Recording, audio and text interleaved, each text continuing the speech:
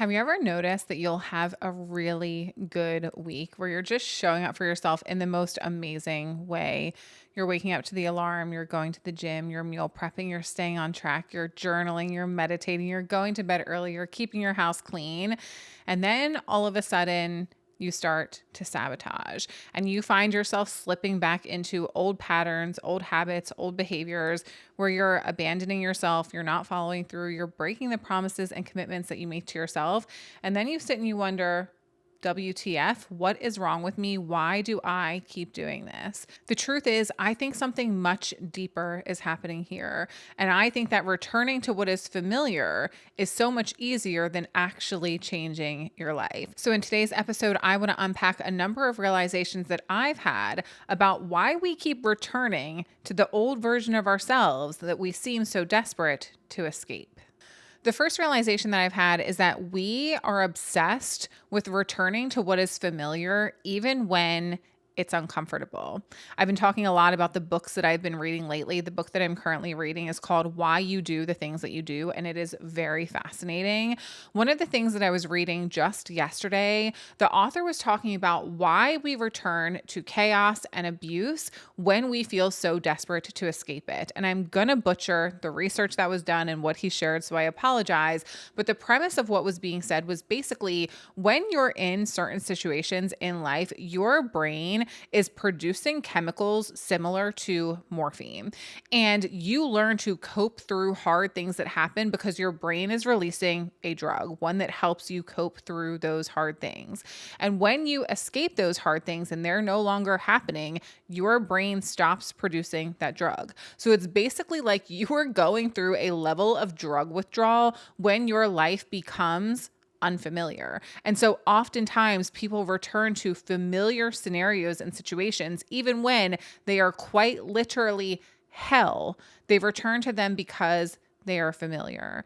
So often we are returning to the things that bring us comfort because they are familiar, not necessarily because they're healthy. So it is important for you to understand that this is natural for humans to do, and there is no need to beat yourself up and shame yourself for it. But I do think it's important that we understand this so we can stop returning to the version of ourselves that we truly no longer want to be just because it's familiar. The second realization that has been important for me to understand so I can stop returning to this old version of me that I don't want to be anymore is to understand that newness feels uncomfortable and that's normal. It is very normal for you to step into being a new version of yourself, whether that means going to the gym, whether that means cooking your meals at home, whether that means doing your hair and makeup differently, whether that means putting on clothes that you're not comfortable wearing or haven't been wearing frequently in the past. These changes feel uncomfortable. One of the most valuable things that we can do in life if we truly want to become successful and create the version of ourselves that we deeply and desperately want to be is we have to understand that discomfort is a part of the process. You are not going to be comfortable all of the time. Growth requires stretching, and stretching feels uncomfortable. Think of it like stretching your muscles. If you're not flexible and you have literally zero mobility, when you sit down on the floor and try and touch your toes, it's going to feel quite painful. But if you consistently do it, if you keep showing up, if you continue putting in the effort, guess what happens? It gets easier and easier and easier and more comfortable. Growing in your life and achieving the things that you want is very similar to that as well. If you want to create change for yourself, you have to get comfortable with the idea that you are going to be a little bit uncomfortable at times, and it is normal for newness to feel weird. It is normal for newness to feel unfamiliar. But when we are desperate to return to familiar situations so that we can feel that level of comfort, we are never going to change. So it's important for you to just accept it's going to feel a little bit odd, and that's okay. The third realization that I had about creating the version of myself that I want to be and leaving the version of me that I don't want to be behind is really understanding that I don't actually need to become somebody else. If you have a deep-seated belief that the version of you that you want to be already lives inside of you and already exists within you in some capacity, then it's easy for you to understand this is not about becoming someone else. This is about embodying the version of you that you know already exists within you.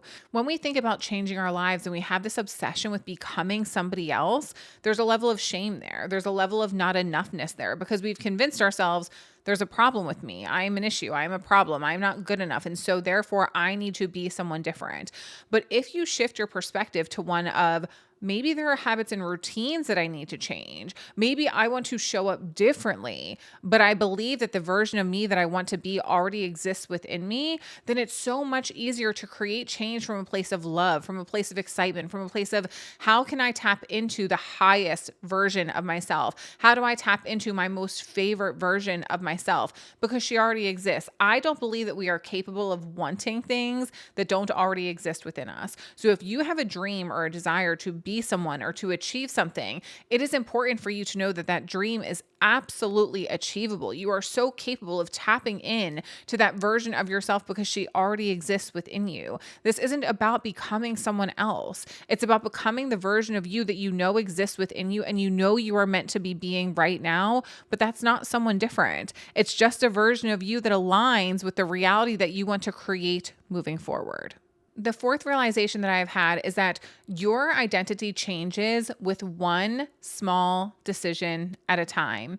Again, I've talked about this before. Your life does not change through creating one decision to create change in your life. You don't sit down on a Sunday night and decide my life is going to be different forever. You sit down on a Sunday night and a Monday night and a Tuesday night and a Wednesday night and every single night for the rest of your life and make the decision that you are going to become the version of yourself that you truly want to be. You are going to embody the habits and routines and the mindset and the confidence that you have been craving to embody. But it happens one tiny micro moment at a time, which is why we get so incredibly frustrated because we think, why isn't it happening already? Why am I not there? But it is consistency over time with these small habits and routines that is truly going to help you create the life that you want for yourself. When you think about the woman that you are right here and now today, you have to ask yourself, how long did it take me to get here?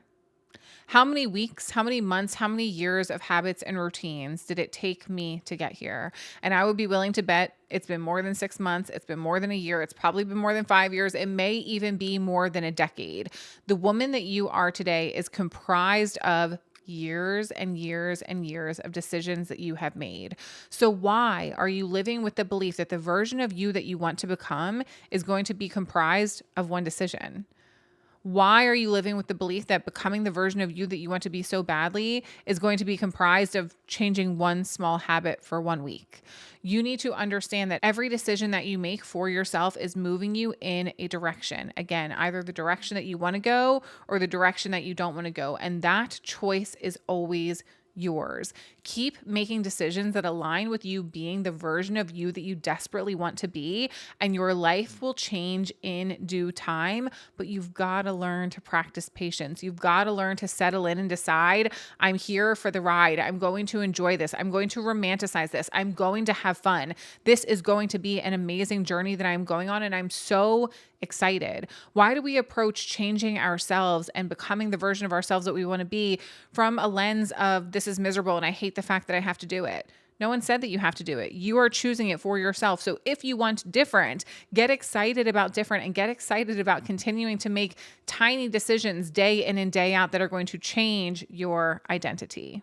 And the fifth realization that I've had that has stopped me and can help stop you from sabotaging yourself and returning back to previous versions of yourself that you just don't want to be anymore is to stop obsessively asking yourself, did I screw this up? You have to stop expecting your change to come without roadblocks and obstacles and difficulties. Instead of obsessing over, did I mess up? Did I screw up? Start obsessing over, what is this teaching me about myself? How can you find a message in the mess? How can you find a lesson in what is happening and understand that everything that is happening is building you into exactly what you are meant to be, exactly who you are meant to be. I talk about this a lot with my girlfriends when I think about struggles in life and hardships in life, because if I'm being honest, I understand the value in them, but I also get tired of experiencing them sometimes. But what I've had to realize is that it is the hardest moments in my life that actually teach me things. If you think about something in life, I think that there's probably a task for every single one of us or a skill for every single one of us that comes kind of naturally, something that you're just naturally pretty good at. I don't have many of them. I think that there's maybe one. It's typing. I'm really good at typing. I wanted to be a court reporter at one point in life, and I got really, really good at typing, and it was pretty natural for me to do it. It's pretty effortless for me. That's the only skill that I can think of that I'm naturally really good at. I bet that there's a skill in life that you're naturally pretty good at. What has learning that skill or being good at that skill that came naturally easy for you? What has it taught you? I would be willing to bet that it taught you almost nothing. A skill that has not come easy for me is public speaking. Getting on stage, speaking in front of people, even sitting in front of a camera and doing this, I was not naturally a good speaker. I had to work really hard to overcome a fear of public speaking, a fear of being seen, a fear of taking up space, a fear of people hearing my voice, a fear of people hearing my message, a fear of people hearing my opinion and what I care about. I had to overcome a lot in order to be a speaker. I can tell you that I have learned a million lessons about myself on that journey. The things that teach us things in life do not come easy. So rather than obsessing over, did I mess up and what does that mean? And am I backtracking and am I back where I started? What if you could learn to see the quote unquote mistakes that you are making in life as valuable lessons that are teaching you something and helping you become the woman that you are meant to be? I don't think that you're struggling and feeling stuck in life because you don't know what to do. I think that you're struggling and feeling stuck in life because the old version of you still feels safer than what is unfamiliar. The old version of you still feels safer than what is unknown. But at the end of the day, you need to learn to embody a level of trust within yourself to know that no matter what happens, no matter what comes from the changes that you are wanting to make, no matter how unfamiliar or uncomfortable it feels, you are going to be okay. I want to remind you that you have survived 100% of the hard days that you have had in your life, and you are so capable of surviving whatever it is that lies ahead. You just have to keep pushing forward.